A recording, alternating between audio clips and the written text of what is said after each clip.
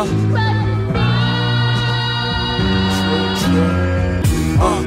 the Power was my theme song. Black hoodie with some skinny ass jeans. How you doing? Jacques Morel with DJ Booth TV, and right now we are in beautiful Park Slope. I'm here with the homies Curtains. How are you, man? How you doing, man? What have you been up to, man? Where have you been? Just been in the sky, man. Just working. Been in the sky. What's life like as a rapper now? You know? Can you give us a small synopsis and how long it's taken to get to this point? Because I know you were signed to Tyrese's thing, you know, way a little bit farther back, and now you just dropped a dissertation, a Wu-Tang dissertation. So 10 years since I first started professionally. Yeah, like 10 years since I first started professionally. How old are you? 26. 26. Turned 26 tomorrow, actually. Really? Well, at midnight. At midnight? Congratulations.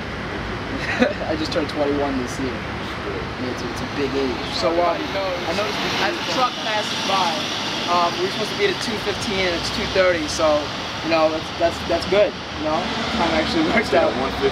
150. You're eating Mexican food. You know, with his little homie over there. But another thing I want to talk about was your topics in. You talk about the gentrification. You know, they built a Starbucks and now everything's gonna go up. Although it isn't just because of the Starbucks. Like, what is the true cause of this? Like, what's the problem? What's the issue here? Wow, it's a very double-sided, long-winded question to answer. I mean, basically, when people go into these low-income, high-poverty, high-crime areas, they tear down the neighborhood and rebuild. You know, they buy cheap and build, you know, these establishments like Starbucks. I use Starbucks as an example because Starbucks is like everywhere popping up.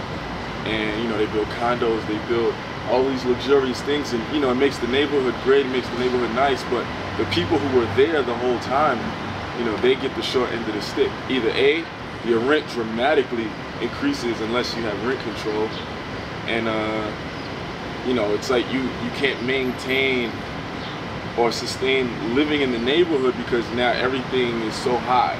When you're so used to going to like the corner store, a mom and pop store, and getting like orange juice for $1.50, now your only option might be Starbucks because that mom and pop store might just got shut down. So now your only option is Starbucks to get orange juice, and it's like $3.50. You know what I'm saying? So it's like everything goes up. Have you directly dealt with this issue yourself? I mean, well, I grew up in Crown Heights, and my block, or my, you know, the surrounding blocks, I mean, they've been building it up for years. You know what I'm saying? But, you know, now there's like the T-Mobile popping up, there's all type of shops, Starbucks, banks. I mean, it's cool, it makes the neighborhood look great, but I don't think it provides a lot of opportunities for the neighborhood because they ain't hiring the people that are in the neighborhood. You know what I'm saying? And it directly affects their economy. You know what I'm saying? Because now they're the ones that have to spend that money in those stores. I mean, it's something simple as orange juice. Like, you go from spending $1.50 to $3.50. Yeah. You know what I'm saying? That does like, make a difference. It makes a difference. It makes a huge difference. And, you know, they tear down establishments that's been in the community forever to build condos. Yeah. It's like people who there can't afford, you know, that cost of living. Yeah. You know what I'm saying? And I just feel like it can be a balance. Like to the people, real estate developers and the builders, like there can be a balance of commerce and sustaining the community. You know what I'm saying? There can be middle ground, but you know, commerce rules everything. Cash rules, whatever. Cash rules. You know what I'm saying? So they're gonna build that condo because they know they're gonna be able to sell those units. You know what I'm saying? And you're gonna have a whole rush of, you know, new people in the neighborhood. So now, as a representative of the problems that are happening around, especially this is New York. I mean, this is a New York issue. As a representative, as a hip hop representative, do you feel like you have to talk about this in your music? Like, is this what your music has to do to bring up the issue? I mean, to muckrake essentially, you know, to bring it up, stir it up. Hip hop is the news. It's like reading the daily news. It's just audio. You know what I'm saying? And artists have a responsibility to give the news of what's going on around them. At least present the information. You know what I'm saying? I don't have to offer the solution. You know, we're just artists. We're just painting a picture of what's going on, what we see. People look to us to offer the solution. And so what we're gonna do? Like, I mean, the first step starts with giving the information, stating, yo, there's a problem, there's an issue there. You know what I'm saying? And then you can build on it from there as a community. But you know, as artists, yeah, we report. What's going to hit the airwaves next? Well, not the airwaves, the internet waves next. I don't know. I really couldn't tell you at this point what's going to be next. I just do music and I figure it out as I go along. You know what I'm saying? Probably going to do another dissertation, but I definitely want to put an album out. Yeah, definitely a different whole theme. Because you have the Wu-Tang now. Yeah, the Wu-Tang. I think next might be Public Enemy or Mobb Deep. Mobb Deep. Either one. If I could put a personal request in, I'd say the Mobb Deep one. Yeah. You know, I mean, it's gonna happen. I don't know which one is gonna happen first. How was the reception on the last one? Incredible. It was better than I ever in life thought it would be. You know, every artist says, oh yeah, I didn't think it would be like, I really didn't, because Wu-Tang as a collective and as a unit, like their fans are the hardest chorus of fans ever. And their fans reach all over the place. Oh yeah. All over the place. But their fans don't like anything. No. You can't argue with a Wu-Tang fan about anything music related because it's never going to be as good as Wu-Tang to them.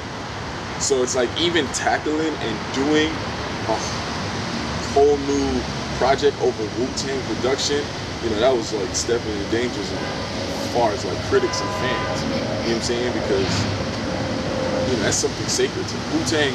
People hold that sacred. I think Wu-Tang in hip-hop might have the most hardest to please fans ever. And I think Nas is number 2 with that. Yeah, like, you can't argue with a Nas fan about anything un-Nas related because it's just not as good as Nas. And I feel Wu-Tang, they're just core base. So I want to tackle that first, like just get it out the way, see what the reception was. And you know, I woke up the morning of the release with Raekwon tweeting about it. Oh, really?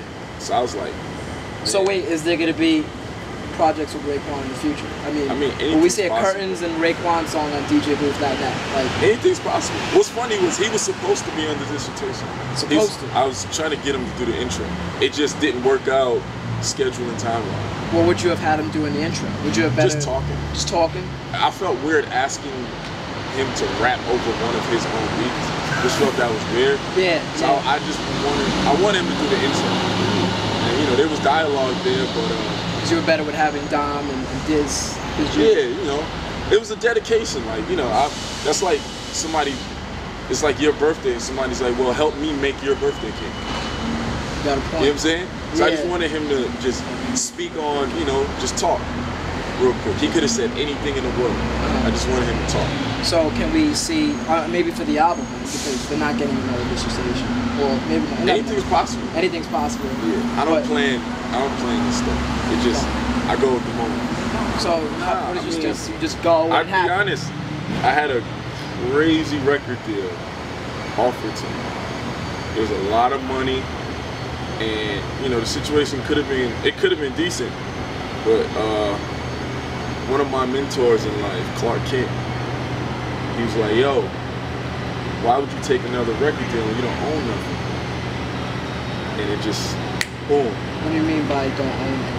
Like, you know, when you sign a deal, they take percentages of everything. Each thing, a 360. You get percentages of publishing taken away, merchandising, of course, recording, all of that. Like, you get these budgets, you get these advances, but that's them buying into you and your whole movement and your establishment. So they're buying in, essentially, and you have to pay back what they bought in. And they still. Jacques Morel signing out here for DJ Booth TV, leaving beautiful Park Slope. I just want to say thank you to Curtains for coming through. And hey, stay classy, people. Have a good one. It's Dope Boy C, aka Curtain, signing off. You know what I'm saying? Shouts to DJBooth.net. Yeah.